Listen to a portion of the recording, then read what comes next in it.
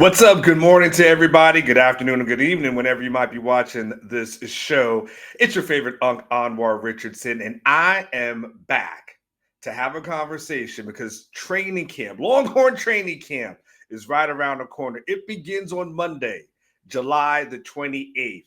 And it's time for us to really to break it down. And we're going to have a conversation about the offense. More importantly, some of my burning questions as relates to the offensive side of the ball in this video. I'll do another video with some burning questions as relates to the defensive side, but we'll focus mainly on the offense today as training camp football season is right around the corner. Cannot wait to fly to Columbus, Ohio, and watch Texas take on Ohio State. So, but for now, let's get into my burning questions. Like the channel, like this video, please subscribe to the channel if you have not done so yet.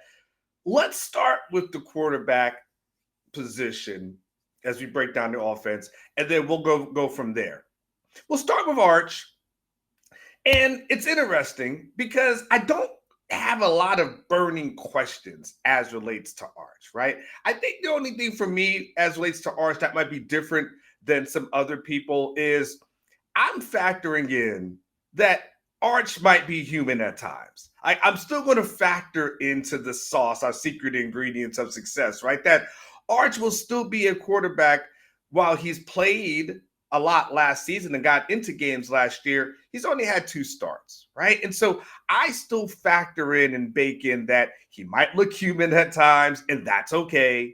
He might make mistakes at times, and that's okay, right? I'm not the person who's saying I expect Arch to be in New York in December. Now, I would love for Arch to be in New York in December, the same way that you would love for Arch to be in New York in December. But I'm factoring in like, okay, he's, just in case he doesn't throw for 5,000 yards, 50 touchdowns, and no interceptions, it's still okay. I'm actually okay with Arch, and I'm okay with watching him learn, grow, and develop on the job. Not a problem. But my burning question isn't really about Arch.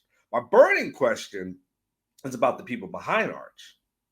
Because Texas felt the need after spring practice to go out and get a Matthew Caldwell. Now, I've heard what Steve Sarkisian said. Steve Sarkisian said, hey, you wanted to have 4 quarterbacks in the room. I get that. But it makes you wonder about the guys who are behind him. Like, it doesn't necessarily make you wonder about a KJ Lacey, right? I mean, he's a freshman, right? Again, whatever you get out of him as a freshman, that's great. But you understand that this is major college football. It's hard to make that jump. But it makes you wonder a little bit more about Trey Owens. And so the burning question now becomes, who's going to be the backup? Is it going to be Trey Owens? Is it going to be Matthew Caldwell? That's going to be a battle that's going to be played out in training camp. Now, I know everyone's going to have their opinions as relates to that. But, listen, at the end of the day, once you get past Ohio State, you have to have somebody who's getting a lot of reps in those 3 games that Texas is going to be playing in, right? And so the question becomes is who's going to get those reps and who becomes the person if Arch Manning, we won't put anything bad out there in the atmosphere, but catches a cold and can't play in a game, right? Well, who becomes that person? He misses a bus. Like, again, we ain't going to put any bad juju out there. That becomes the burning question is who becomes the guys behind him? What becomes the pecking order as relates to that? So that's where I started on quarterback. But overall, still seems like there's a lot of good guys in that room, and we shall see how that plays out. I got another burning question. And this one relates to the running backs. Because we know Quatravian Wisner, we've seen Texas putting out the stats recently about he is the only returning 1,000-yard rusher in the SEC. And so he's a guy that, you lean on as relates to the run game. But then the question becomes, okay, what's going to happen with C.J. Baxter, right? And C.J. Baxter will come back. He's probably going to be limited to start off. I know Sark is saying things, but I know Sark he's also pretty protective. He's not a guy that's going to throw someone out there if unnecessary. So the question becomes, what becomes the pecking order after the top 2?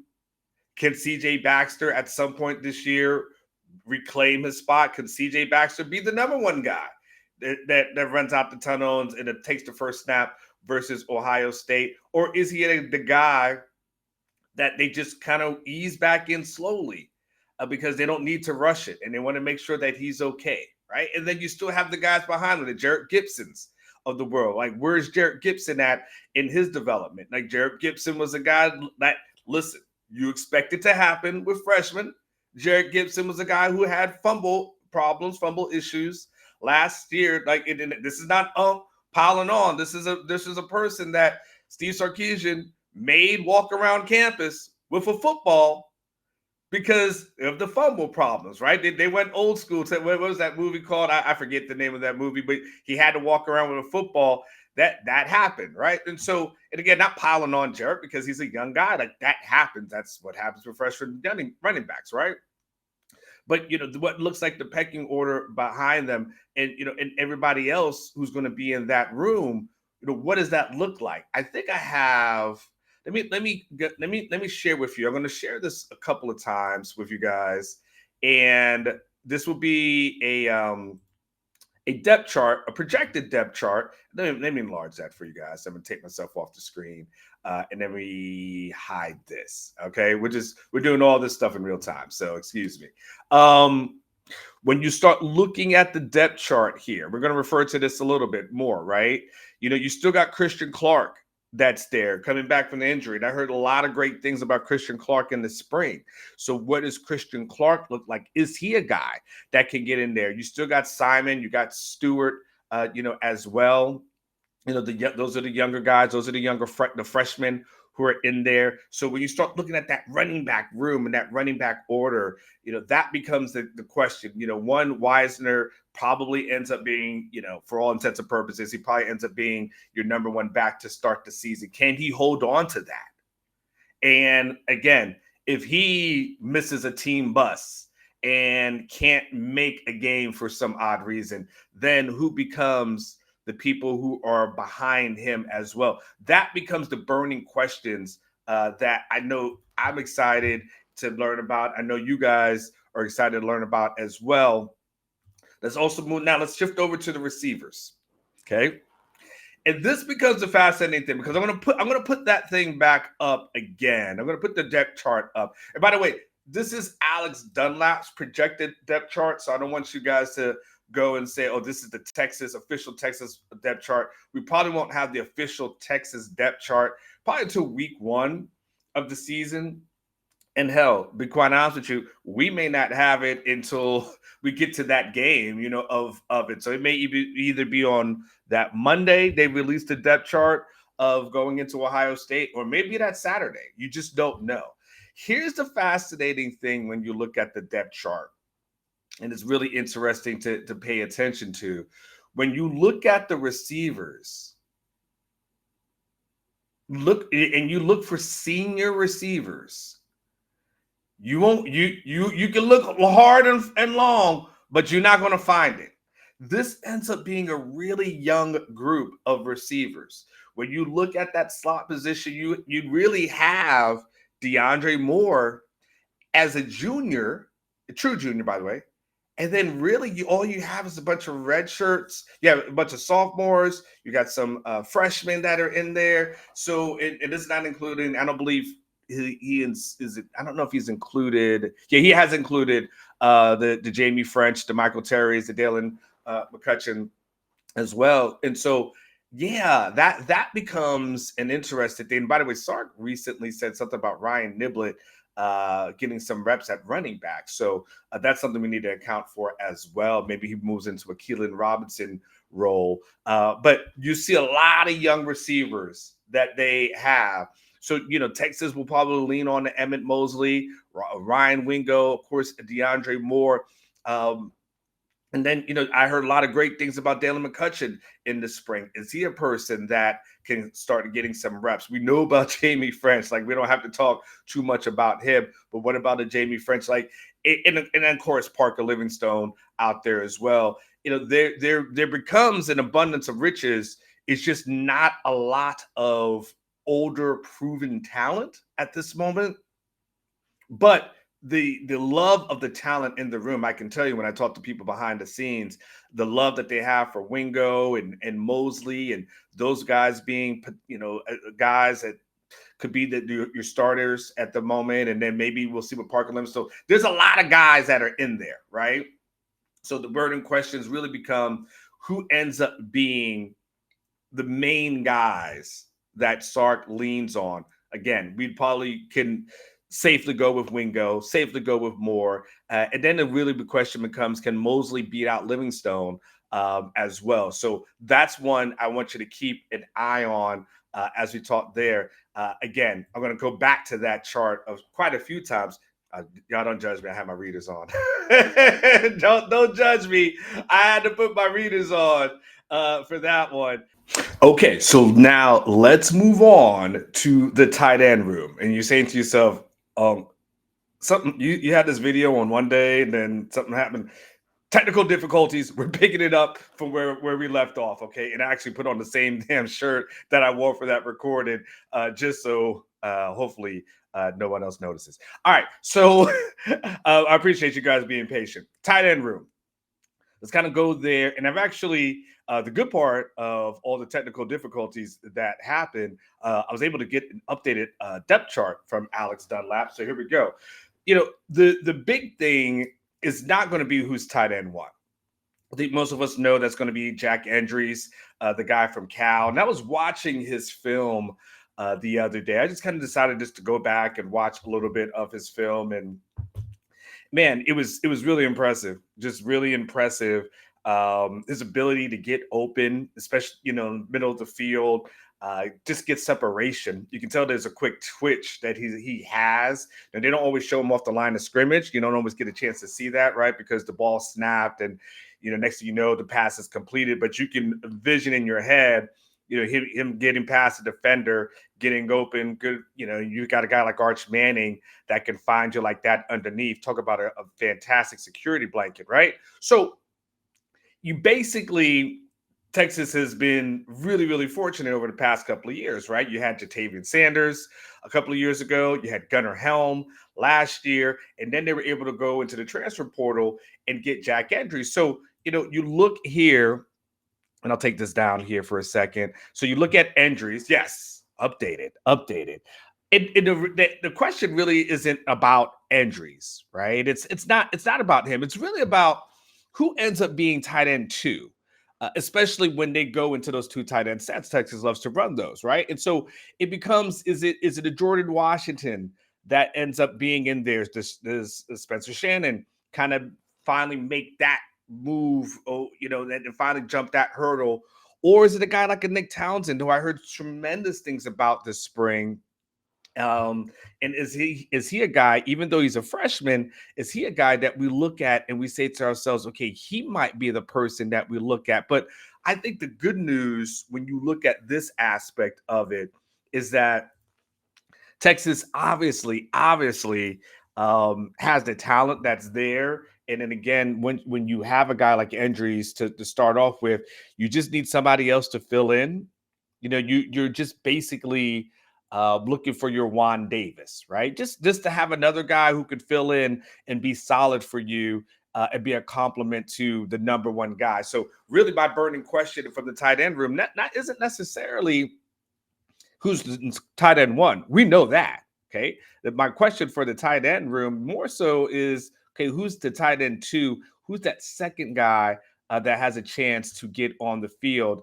That's what we need to know. And that's what we need to determine once we go into here. Now, as we move on just a little bit more down the line, and kind of the last spot here, and I'll keep this up to make everything a little bit easier, is going to be the offensive line.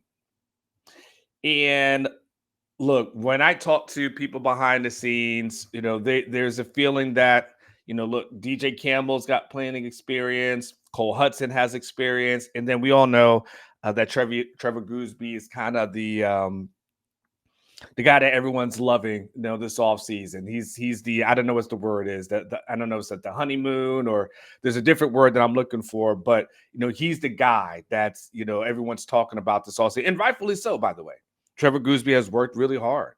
The Trevor Goosby story is an amazing story. It's not finished, it's not complete by any stretch of the imagination, right? But you got to love and respect what Trevor Goosby is. And I think he's a tremendous NFL prospect. I think if he spends the next couple of years in college, the sky's the limit for him. But you know, NFL teams love raw talent as well. So if he goes out and balls out this year, who knows what can happen? But the question really becomes, not is Brandon Baker ready to take that next step? Is Neto ready to take that next step? And the other part of the equation is, and this one's really important.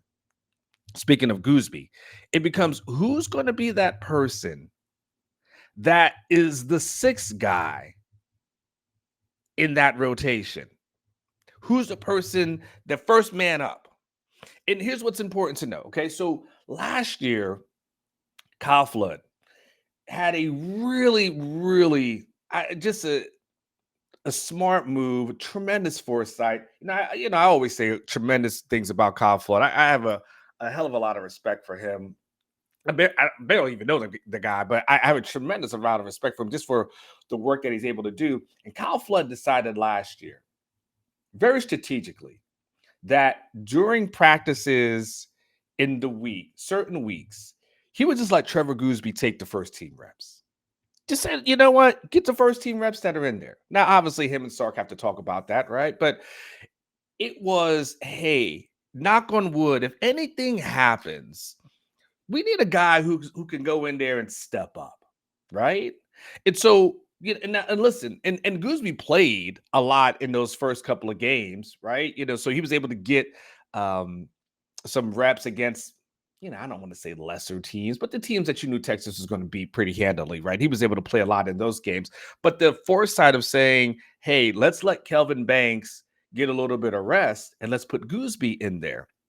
And it ends up paying off because then when the injuries started to occur, Gooseby was the first guy up and he was ready. So now that becomes, for me, I start wondering who's going to be this year's Gooseby? Who's going to be that person, the sixth person? We always worry about the starters, but we know football is a volatile sport. It's a very violent sport. Guys are going to get hurt. Guys will get injured. Who is the next man up? That becomes the question for me. That's my burning question there. Is it Kojo? Is he ready for that? Nick Brooks is a freshman. I don't know where he's at on there. There's a lot, and you can go through the list of guys. Do you have to pop someone out and pop someone in, right? Do you have to pop, like a DJ Campbell out to a right tackle and pop someone on the inside, right? There's all kinds of ways to make this thing work and make these things fit. So that becomes one of my burning questions as relates to the offense. And that kind of really wraps up the offensive side of that portion as well. And we're really now going to kind of take some time to get into the defense where, let's just be honest, we're probably not going to have as many questions. The defensive side of the ball is going to be, and we'll start with the defensive line. Okay, we'll start with the defensive line as far as one of our burning questions. I'll put up the depth chart here, and I'll just leave this up here for a second to make my life easier for everybody else. I apologize. You have no clue. I have things in like two different folders, and so it's slowing me down just a little bit. But we're going to be good to go. So defensive line, as we kind of look through here, look, there's a plethora of Richards. Plethora? Plethora. I did say plethora. There's somebody's going to get that Three Amigos reference. Really, when you look at the outside guys, we don't have any questions, right? You love Colin Simmons. You know what he's about to do. He's about to have a breakthrough season. And the thing is, when I talk to people behind the scenes, the one thing that they love about Colin Simmons is not only what they believe he's going to be in 2025, but it's also what they believe he's going to be in 2026. He still is a young person, so he's a sophomore. So they know they've got him for 2 years. They believe that by the time that they get to his junior season, he could be one of the best edge guys in the country, if not the best edge guy in the country, right? So you feel great about Colin Simmons. Ethan Berg has been as solid can be at that position. So you feel good about that. You may have some questions as relates to what's going to happen as far as the backups behind them. But, Colton Vasek has been solid. You got Lance Jackson that's in there as well. I see that he's got Trey Moore. The out says Trey Moore listed, as an edge there, but he's kind of, he can fluctuate back and forth between that and the linebacker, depending on the alignment. But so you feel good about that. Your only question really becomes about the inside guys. It was interesting because when we were at SEC Media Days, we asked Anthony Hill about the defense, and I said, "Look, over the past couple of years, you've seen what the interior of that defensive line has looked like. You've seen Tavondre Sweat, right, and you see Byron Murphy. Last year, you saw Alfred Collins, and you saw Vernon Broughton. How do you feel about the interior of this year?" And he was telling me that he felt like they had a lot of the same traits. And he saw a lot of the similarities. And it was interesting because when he talked about leaders, he put Hero Cano, and I'm Hero. I apologize if I'm pronouncing your last name incorrectly. It's either Canal or Canoe. So I apologize for the incorrect pronunciation. I will make sure I get that down. But he said he was actually one of the leaders in that room, and he mentioned him, by name. So I'm like, okay, all right, that was just an interesting thing, and of course that doesn't mean it's a slight to anyone else, but it was an interesting mental note that I took. You still got Murad Watson that's in there. You got Shaw. Alex January showed a lot of promise in the spring. So you've got guys. And of course, there's Justice Terry, right? I mean, like, obviously, right? So I don't want to be Captain Obvious, but so you've got guys. It's just really going to be a matter of our burning question, really is going to be a matter of who ends up being the people that step up. What does that rotation look like? Who ends up being your top two? And then who ends up filling in the void around that? But they feel really good about this defense. I mean, now look, when we get into the secondary, I mean, we're basically, like in better terms. I mean, this is first world problems right now. I mean, this is first world. Robin Leach, Cribs. Give me all your stuff where you've got people are just like living their best life, right? Because when you look at these DBs that are out here, and I just went into the secondary, I mean, you're hard pressed to find holes when we're talking about. I mean, you got Gilbo and Black on one side. You got Muhammad and Robertson's been making tons of strides as well. I mean, again, if you've got a safeties with Taff and Derek Williams and Phil Mays coming along, and Johnson Rebel has been coming along as well. I mean, this secondary is tough. This secondary is solid. And you know what's fascinating about this conversation is I was asking Michael Taff at SEC Media Days.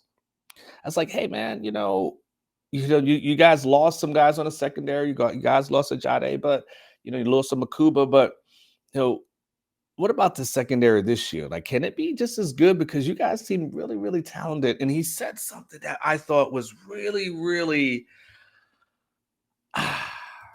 It really spoke to the maturity of this team. And it really spoke to something that I think that you guys should be highly encouraged about going into the season, because it was pretty damn awesome when he talked about it. He said that, in previous years, we've talked about the stats, and we talked about, okay, how do this year's team statistically, how can we be better in certain statistical areas than in previous teams, right? And he said, but this is one of the first years that we never even done that. We don't even talk about that. We don't even talk about trying to do that. Everything for us is about chasing a championship. It's not. And he said the reason why we did that in previous years is because we really didn't have a lot of success. And so because we didn't have a lot of success, that's what we look to. Now that we've had success, the thing that we're looking for is basically like, how do we win championships? And I did another video earlier this week. If you have a chance to go back and go to the live stream portion of it, you'll see me wearing like a Nike hoodie with the CFP logo on that. If you see that on there, check that out if you have some chance, maybe on your walks in the morning or something like that, because I talked about it there. And so that from a secondary standpoint, all they're doing is chasing championships. That's all they're doing. That's all they're believing. So it becomes, when we look at that burning question, that one again, there's not a whole lot to ask. Now, I do have to put up one more, and I do have one more burning question that we do have to get into. In that area is going to be special teams. Absolutely, it is going to be special teams. It is going to be the conversation that you have, like, oh, but why are we talking about special teams? Well, special teams wasn't really good last year. And look, we're not going to spend a whole lot of time on this. We all like Jeff Banks. We all think highly of him. We all think he's a really good coach. But last year just was not a good year for special teams. And let me put this on the screen. So this is not just me talking, and this is not just, hating or anything to that effect. When you look at the special teams from last season, this is the punting stats. You can see Texas was second to last in punting in the SEC. Second to last. Okay. You say to yourself, all right, well, that's not good. Well, let's go into the kicking situation as well. Because when you look into kicking, where is the kicking portion of it? Let's do kicking.